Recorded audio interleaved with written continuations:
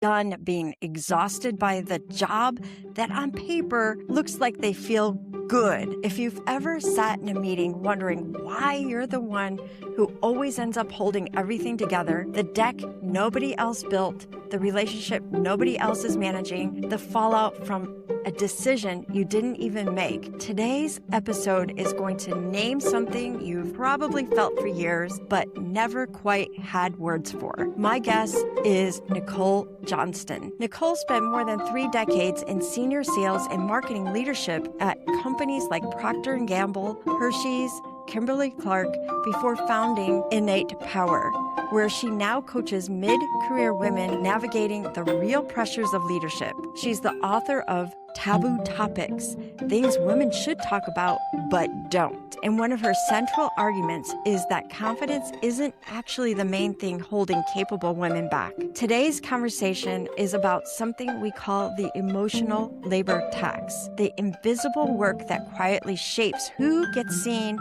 as a leader and who gets seen as someone who's just reliable. We're going to talk about what that tax actually looks like day to day and why strong performance doesn't always translate into promotion. And most importantly, what to do about it. Let's get into it. Thank you so much for joining us. Most high-performing women don't underperform. They are over-delivering. Where does strong performance stop translating into leadership readiness, and what are organizations actually doing instead? I think one of the biggest gaps that occurs for women is that you assume that your boss, your company knows what you're doing. They know what your work is, the quality of your product, everything like that. And so we do not self-promote. And so because of that, we become commonly known as a pro in place, meaning, oh my gosh, they're so good at their job. They just get it done. It's great. But we don't talk about the strategic impact. We don't talk about our outcomes, and we don't demonstrate that we are ready for more. And so because of that, there is this unintentional ceiling we put on ourselves because we don't share, hey, I'm doing this breakthrough work. This was my strategy that brought this to life. This is what I want to deliver. And then the leadership stops thinking about you for more.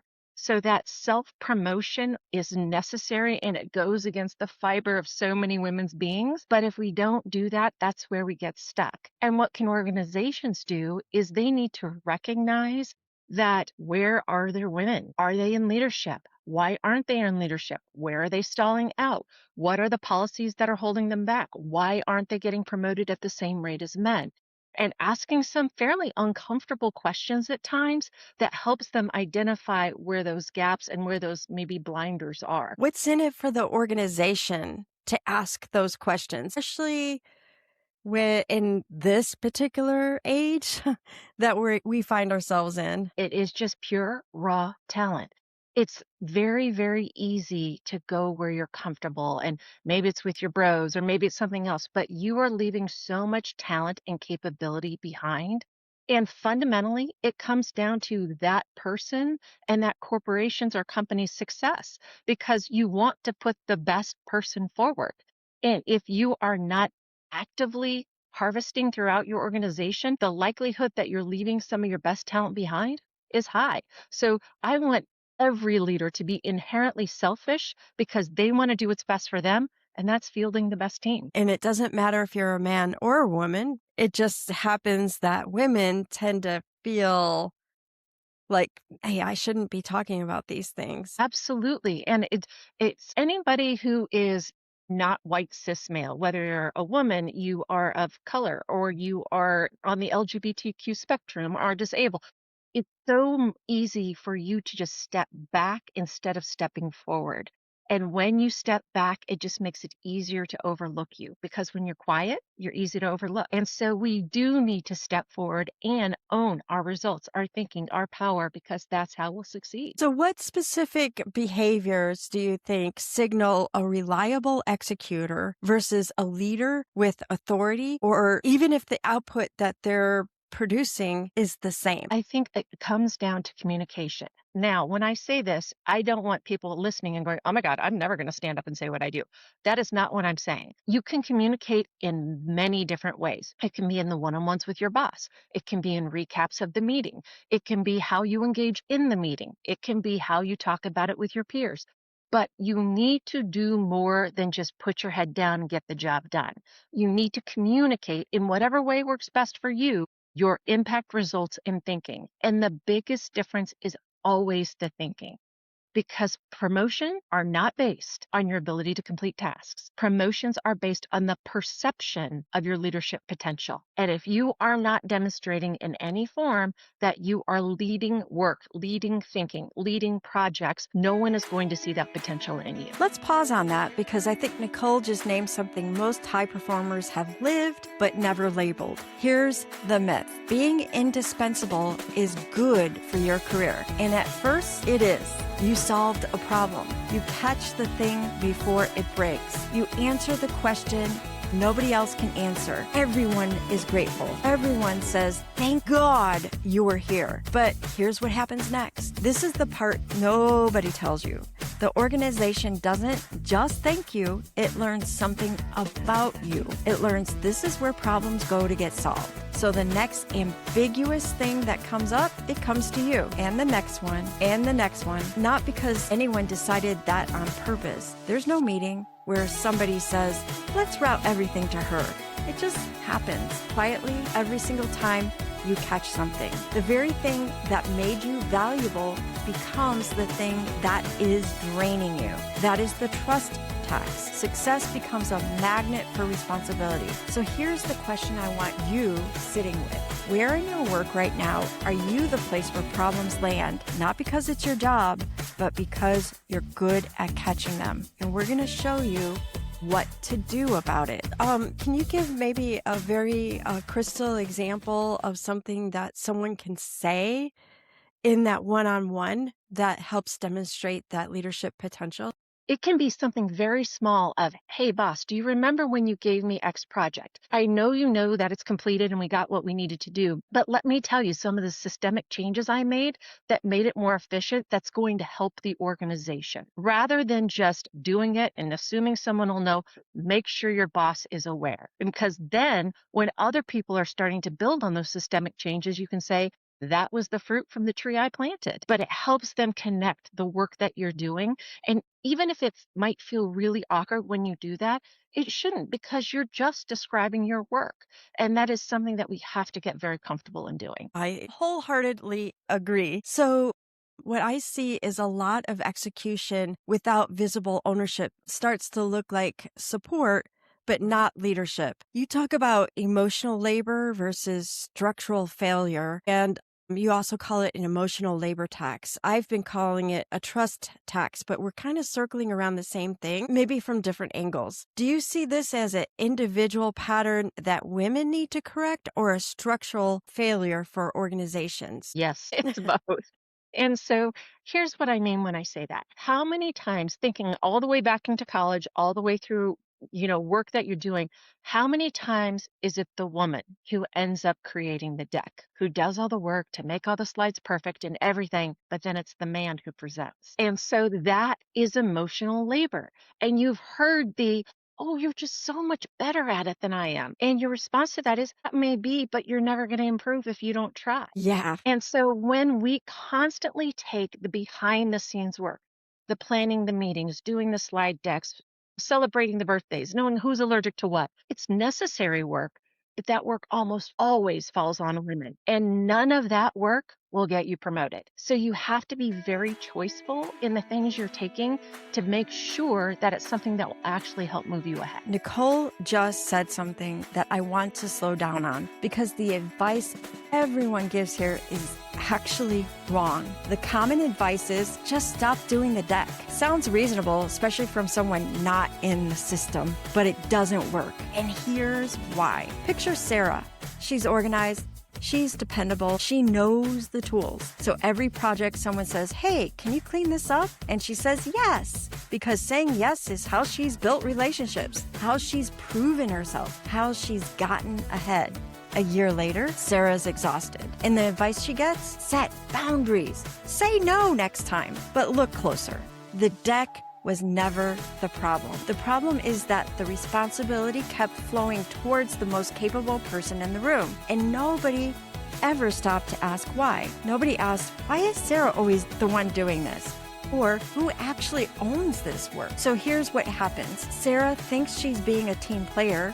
Leadership sees someone who's a great support, and slowly, without anyone deciding it, Sarah becomes known as the person who makes the presentation instead of the person who should be delivering it. That's the trust tax. Not because Sarah worked hard, because responsibility quietly accumulated around her and her visibility didn't keep pace with her contribution. Question isn't, should I say no to the deck? The question is, who is actually positioned to own this and why is it me? And when you ask that question, you can help return the project to the rightful owner. Help support the owner doing the work themselves.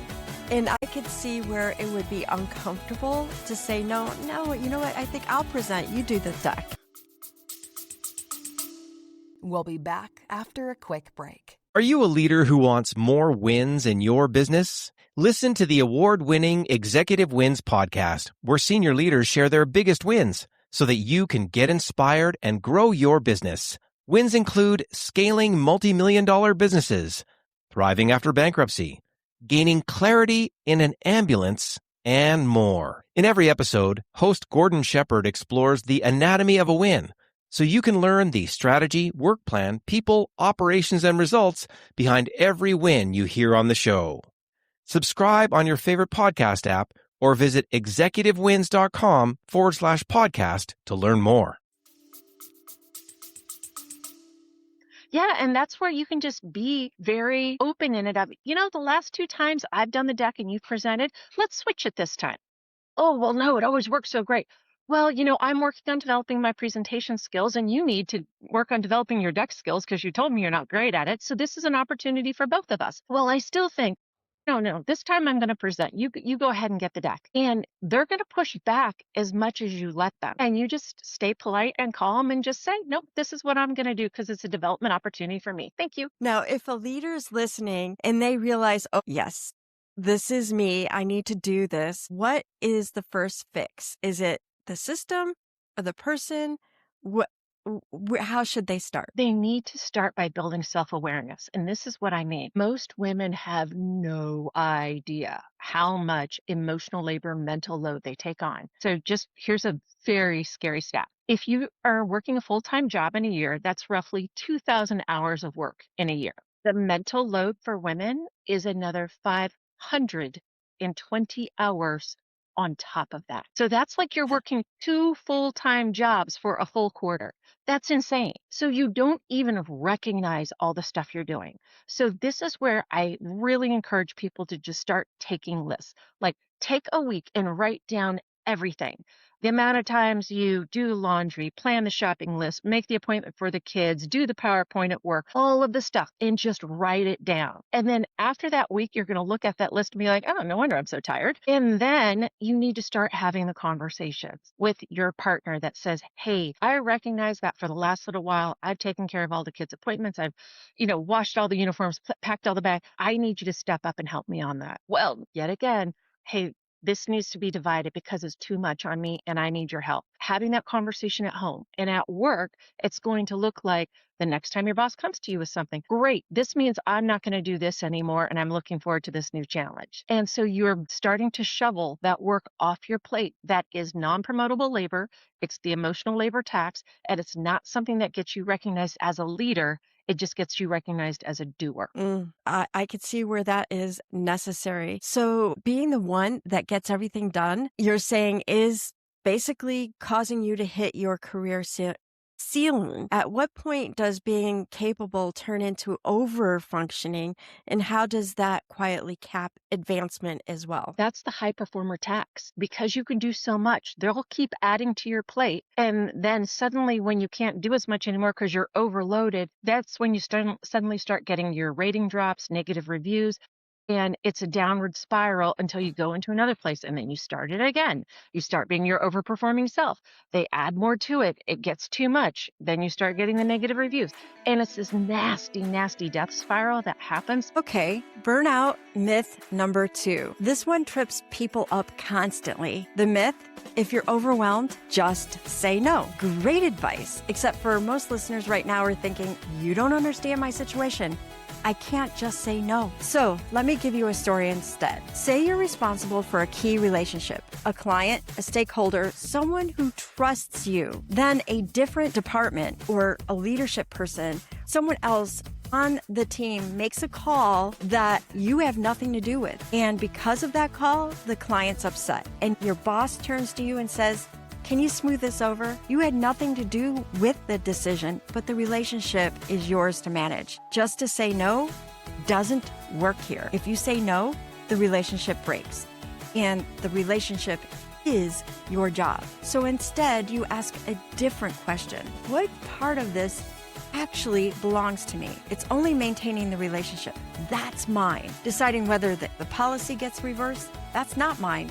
It never was. So my job isn't to absorb that decision. It is to connect the person, the client, the relationship with the person who actually has the authority to change their decision. That's the difference between responsibility and false ownership. And learning to tell them apart in real time, under pressure, might be the single most useful skill in this entire episode. Because instead of being balanced and saving the time to do the critical thinking, demonstrate the leadership, take on the challenging projects, you're always in do mode.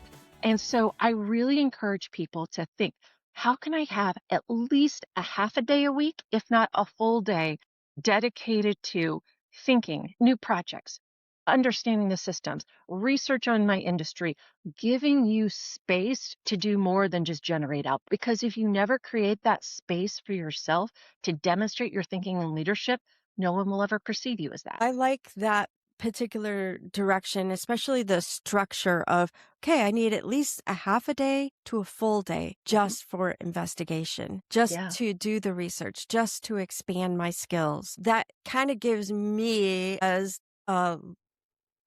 aspiring leader, just okay, this is what I'm shooting for. What is one behavior that I could stop to give myself that half a day, full day? I highly recommend that you go and look at your calendar, because this is the ultimate governor of all. Too often, women will leave their calendar open, not block any time, and they'll just flow to whatever they need to and go into that and go into that. As you have your most valuable resource, which is time, you have to be the barbarian at the gate. You have to make sure that your time is serving you. Name a myth that I think keeps a lot of brilliant women stuck.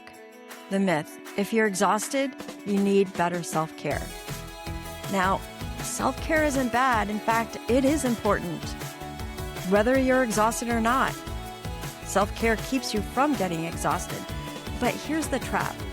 When self-care becomes the whole answer, it quietly tells you the problem is you, and you'll be able to carry the same load without it costing you anything. But what if the load itself is the problem? Here's a different question, and it's the one we ask in the trust tax framework. Not how do I recover from this workload, but how did this workload end up belonging to me in the first place? Burned out high performers tend to ask, how do I fix this? How do I absorb this? How do I make this work? Healthy leaders ask, who owns this? What assumptions drove this decision? What process is missing here? Avoiding burnout isn't about refusing responsibility. It's about refusing false ownership. The responsibility that was never actually yours to carry, but landed on you anyway because you're capable, available, and unlikely to let it fail. So before you reach out for another wellness habit, ask the ownership question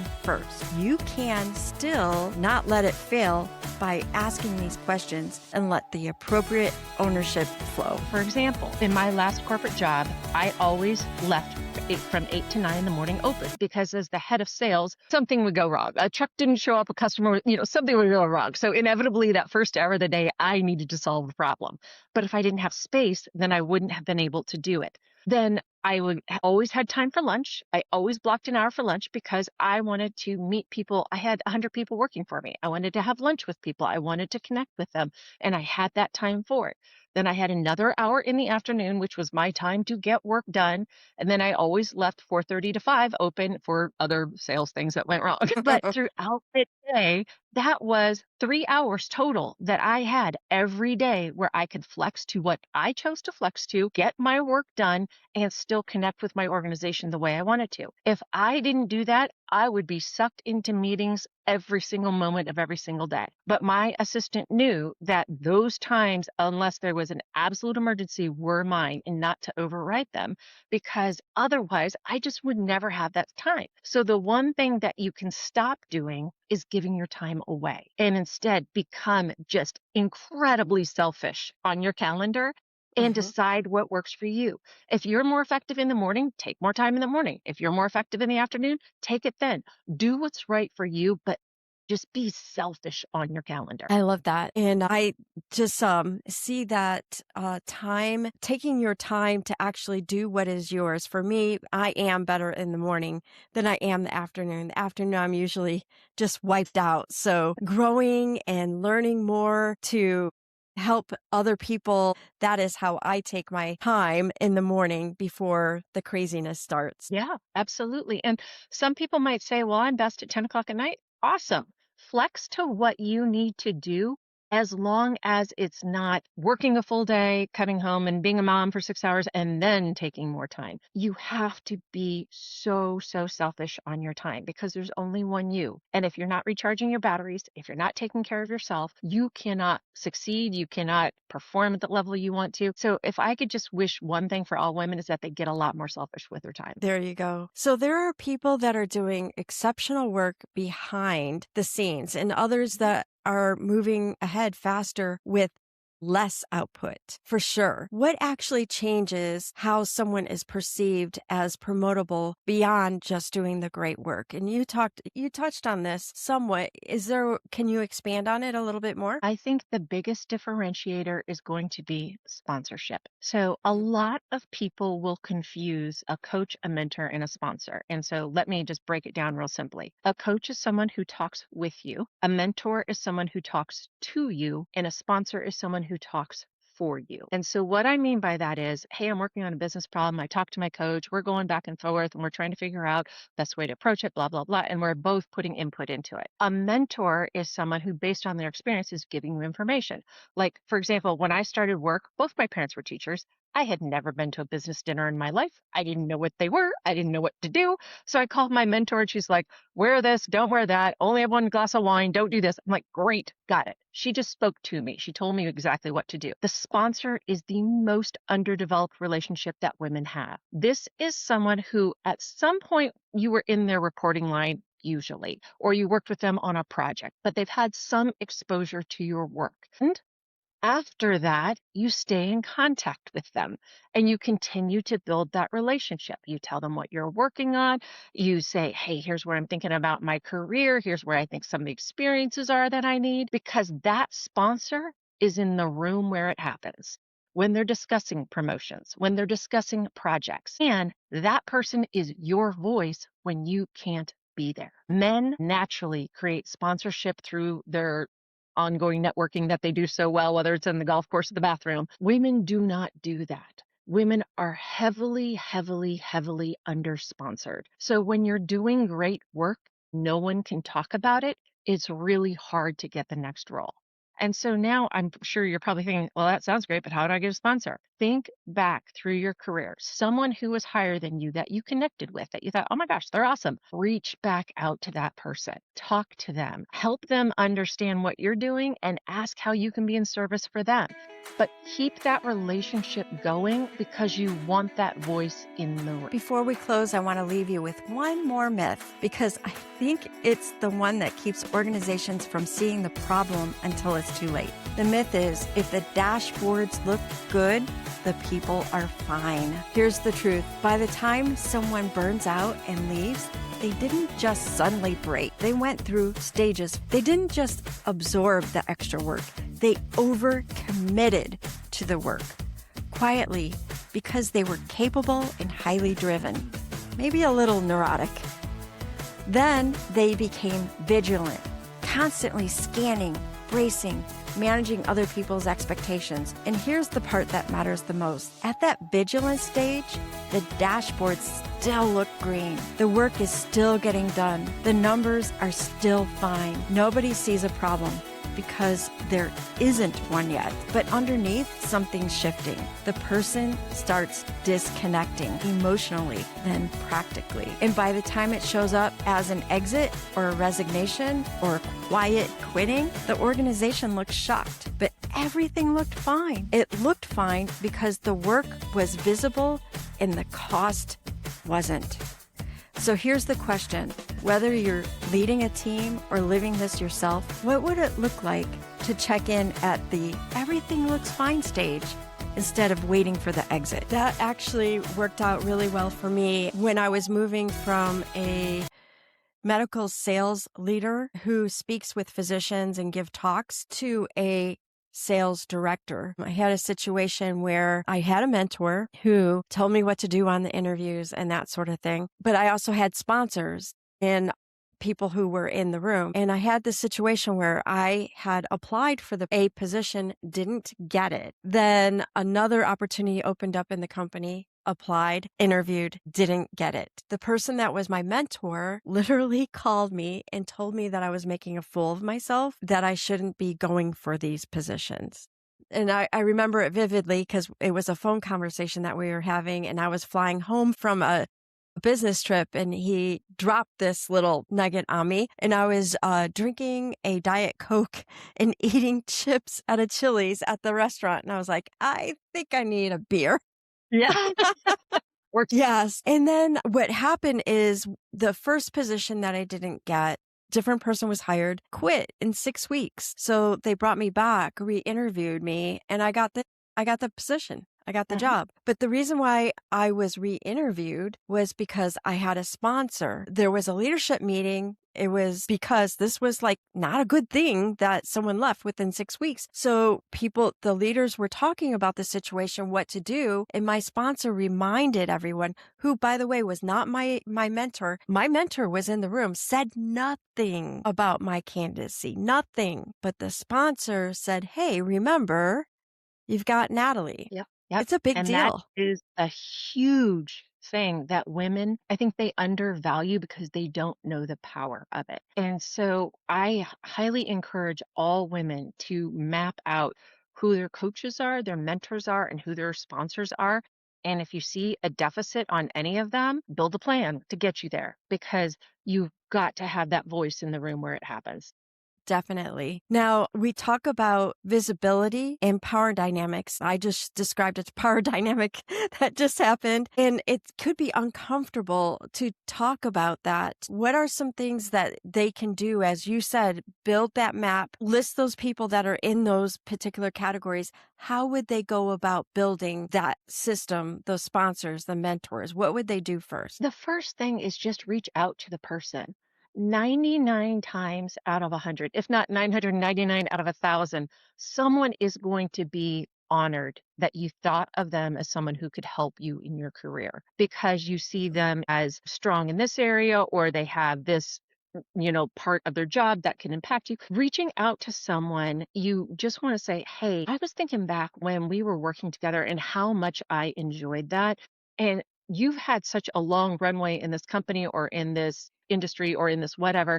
I'd really like to reconnect because I just think I can continue to learn from you. And so as you're doing that, having that connection relationship, talk to them about what you're doing, understand what their issues are, see if you can help solve them, but put effort into it versus just, a once in a while email, because you want your name to be top of mind, like Natalie's example, where the sponsor said, hey, we already know this person is here and is vetted, and let's give them a shot. So you have to build that relationship up. Again, 999 out of 1,000 are going to be super happy to do that. The occasional one who doesn't, okay, that's fine. Try again with someone else. But you have to be intentional about cultivating it. And that is something that a lot of women don't naturally do. And it's a gap. Yep, there you go. So we talked about so much already. We talked about, really assessing your calendar. We talked about not doing the background work, putting yourself out there so that you're seen as a leader. You're not doing the invisible work. And we also talked about how you can actually, or you gave an example of how you can set a boundary of, hey, I'm not going to be doing the invisible work here. I'm going to start to be intentional about having other people do that invisible work so that I can be the one who's seen as the high potential. If someone is a little bit nervous about doing all these things, what is one mental shift that they can make in order to just move forward by setting and set those boundaries? The first time you ask for setting a boundary or meeting with a sponsor, the first time you do that doesn't have to be the actual episode. The first time you do that can be in front of a mirror. It can be with your phone. It can be with a friend, your partner, with your cat. It doesn't matter. But you have to get fluent in saying the words. And if you come out and are like, I guess I'm not sure, but I don't think I should do the deck. No, practice. Practice. Record yourself with your phone. Flinch, do it again. Record yourself, flinch less. But you have to get your body, your mind, everything comfortable with those words. And if you can role play with someone, all the better. So that way you've got 10, 20, 50 reps under your belt before the first time you actually need to make it matter. Fantastic. Now, you just came out with a new book. Can you tell us about it? Absolutely. So it is called Taboo Topics, Things Women Should Talk About But Don't. And this book has 24 chapters in it, and each chapter is its own topic. And the thing, I'm a voracious reader. It doesn't matter if it's a latest business book or a vampire romance. I will read it. I'm omnivorous on books. The thing I get challenged with on business books is so many are very good at defining the problem, but they then don't tell you how to solve it. And so I wanted to give very practical ways that you could address challenges. Like I talk about in here, I have a whole chapter on compensation because a lot of women don't understand the levers of compensation. And in fact, only 1 out of every 3 women is fully maximizing the money she should be getting from her employer. And that is free money that they're letting go away. So I have an email template in here about how to write your boss for a raise. I want to make it easy for people to say, okay, I got it. Now what do I go do? On the whole mental load, there's a whole chapter on it. I give you a whole bunch of questions you need to be asking yourself, potentially your partner, potentially your boss, about questions on the mental load, because I want to make it approachable and easy. So lots of great information in here, and hopefully done in a way that you can take easy next steps from it. Fantastic. We'll have a link to that in the show notes. Anything else that you would like to leave us before we end the podcast episode? I just want women to recognize how phenomenal they are.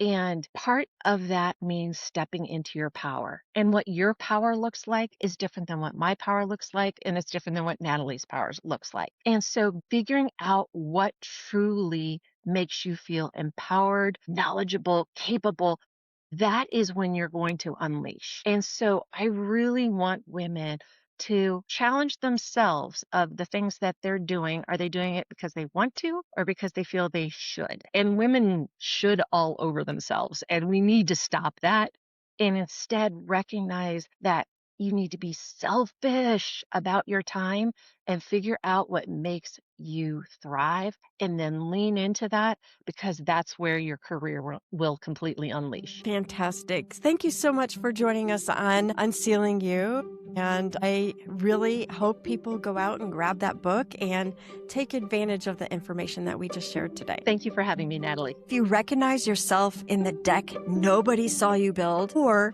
the relationship you've been quietly holding together, that's not a personal failing. That's a pattern. And patterns can be seen, named, and changed. If you want to find out where this shows up for you specifically, I've built a free tool called the Trust Tax Diagnostic. 12 questions, about 5 minutes, and it'll show you where responsibility may have quietly concentrated in your role and what stage you're at. You can find it at the UnCeiling Zone, and that's the ceiling like over your head, UnCeiling